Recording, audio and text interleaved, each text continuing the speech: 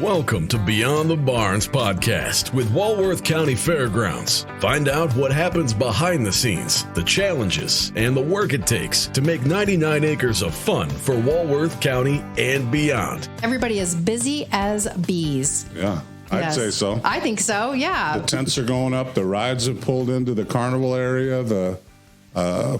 Some of the supply trailers are coming in. The barns are getting cleaned out from the horse show last weekend. Mm-hmm. 490 stalls of horses we had last weekend. Really? Just in time to get ready for the fair. That's right. Of course. The fair opens up 1 week from today. That's crazy. It is. It is crazy. Crazy. So we have some guests today. Mm-hmm. We have Doc Sterken, who's our junior beef superintendent, and Jake Polyock, who is the superintendent of the Discovery Barn. He's also on the board of directors. All right. You know, I think this goes for like a little clap. That's fancy. Nice. It is fancy. That's the first applause I've ever gotten on this show. So we just invited you on the podcast just to kind of get to know you guys and let people know a little bit more about what your programs are like and all of that. But first, I kind of want to know a little bit of history about your involvement in the fair. And Doc, I'm going to start with you because I think your history might be a little bit longer than Jake's just based on age, right? So it could be. So did you show at Walworth County Fair when you were a kid? I did a little, but my dad thought we should work more than be at the fair. So my fair was bring the animals in, come and feed them, and go home and work. So I did not have a good fair experience as a kid. But then my kids came along and they started showing, and we had a little success, and it was just good. So then I got on the beef committees, and then Gary Ellsworth wanted to retire, so they picked me to take over, and from there it's just been busy. It's been great. I love the kids. I love the cattle. We got a great bunch of people helping me. That's what really makes it work. Yeah, you sure do. So about what year do you think it would be that your first time you showed at the fair?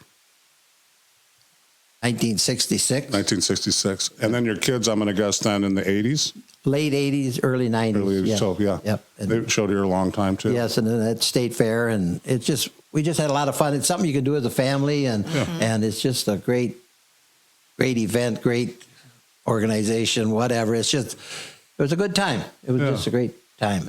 Yeah. So how many kids do you have, Doc? 2. I have a daughter and a son. Okay. Yep.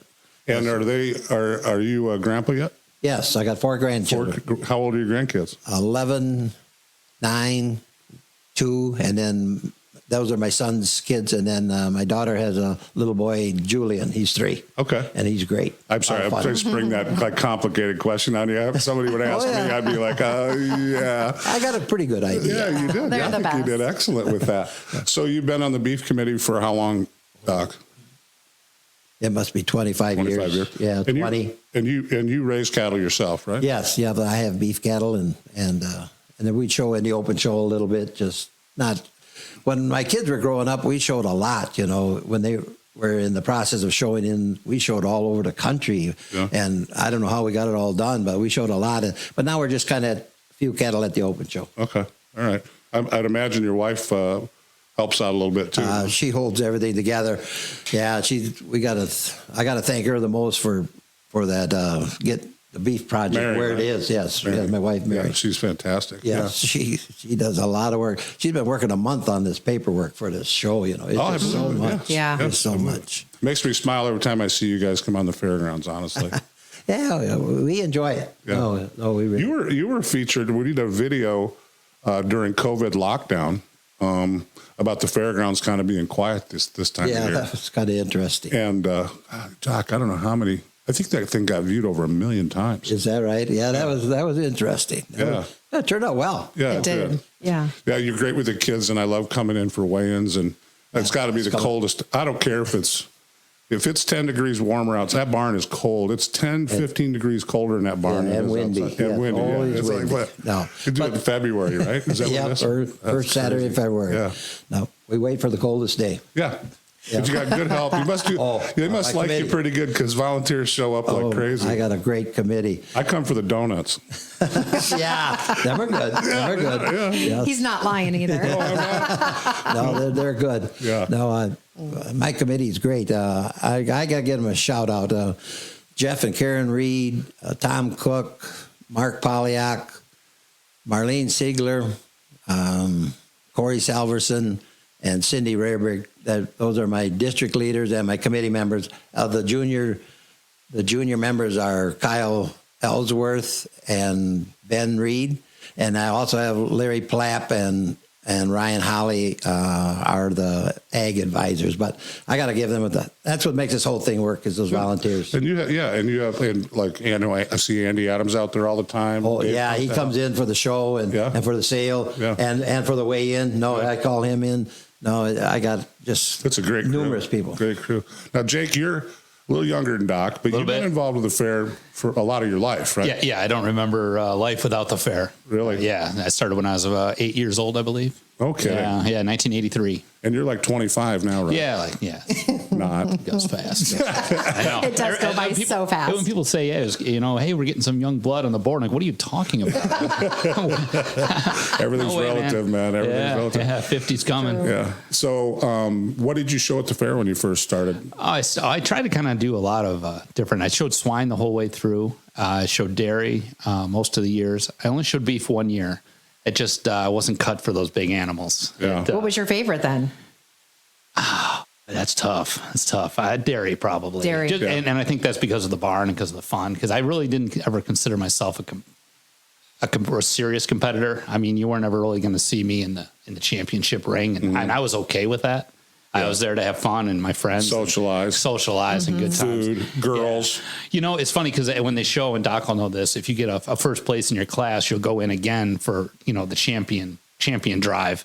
And one of my heifers 1 year got a first blue to go into the champion. Well, to me, that was winning the whole fair. I was like, wow. Yeah. So I went in for the champion drive and I got smoked there, but that was okay. Yeah. That was a highlight. Fun memory. Yeah, that's for sure. So, and you have kids too, right? I do. I have Nathan and Sally. Nathan is 11 and Sally's 9. Are you getting them involved in the fair? Oh, yeah. Yeah. Nathan shows goats, but he will only show anything that can come home. So he doesn't want to he will not show pigs. So he just shows a goat. Sally's first year in swine project this year.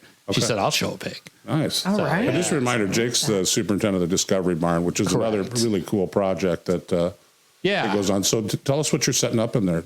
So this year, we got all the animals that we normally have, the goats, the sheep, a couple dairy calves. We got some activities in there. We check the heartbeat and ear tagging, notching, do a little bit of education there. We got a bee display. Nice. Themes bees. We have a smaller display, but it'll be cool.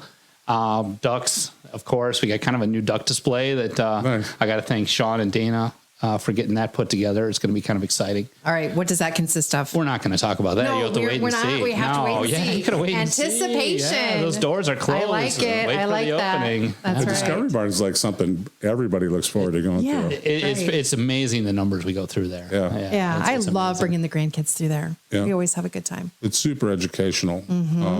Now, do you farm, Jake? No, I have operate a grain elevator. That's right. You operate the Zend elevator. Correct. Right. We have a hobby farm, but that's just for fun. Yeah, gotcha. Yeah. Now you have another program that you're doing at the fair this year too. Oh, the combine? Are we talking about? Yeah, the combine rides for the kids. Yeah, that's going to be Saturday morning from 9 to 11. And I've talked to some of the guys again today. I think I've got 8 that are firmly committed. Local farmers are going to bring in their combines and give the kids a ride around the racetrack. Yep, around the racetrack. And we're doing that as we're doing a free will donation for the Discovery Barn. Just hoping to upgrade some of our signage in the barn. You had a sponsor for that too. We did Road Oil. Yes. Thank you, Road Oil, for they're going to provide fuel for the combines that come in and give the rides. So. Doc, you going to come in for a free combine ride with Jake? Oh, definitely. I don't think I'd fit in there with you, man. Yeah. That's going to be so much fun for those kids. Yeah, that's something they never would be able to do. Some of the kids that are not, that don't grow up on the farm and that type of thing. Growing up on the farm, I just remember those late nights riding riding with my dad in the combine, and it's very cool memories. So that's next year we're going to just have to reserve the track all day, and we're going to go with the lights on and everything. Let's make this very cool. Make this a 24-hour ride of the combine. We'll call it the Combine Le Mans. Yeah, Le Mans. Yes, correct. Yeah, that'd be awesome. That's good. Well, if you want your kids, if you hear this, or you know any kid that wants to ride in a combine, hasn't had a chance to, or whatever, make sure you get here right away. And the hours, because when we put the event page up on Facebook, we got slammed with people that were either interested or going on the event page. Like, I think there's up to 700 people. So, and the hours again are for that? For 9 to 11. So I got the combines coming in from 8 to 8:30. So you'll start to see some machines roll in. And then, we're going to start. If we get everybody there, we might start a little bit early just because I do anticipate quite a crowd. And that's on Saturday. Saturday morning of the fair, correct. Right, right before harness racing. Right before the harness racing. So we've got a limited amount of time that we're able to do this. So if you want to get there early. I got a good ground crew to help get the family to the machine, so we'll be efficient with the time, and it should work out really well and hopefully raise some money for the Discovery Barn. Yeah. No, will you be able to bring in like 1 or 2 kids in the combines? Oh yeah, we're hoping even a small family. Like if it's 2, 3 kids, 2, 3 brothers or sisters, we'll walk out there with the parents and help get them up in the machine. And I'm sure there's some parents are going to want to go too. Yeah. So now it'll be a safe environment. So those cabs are pretty large now in these newer machines. Yeah, they are. Mm-hmm. So Doc, what's new with your department this year? Well, there's not a whole lot new. We're just trying to keep on going like we have. We got things pretty well organized right now. Be a full barn.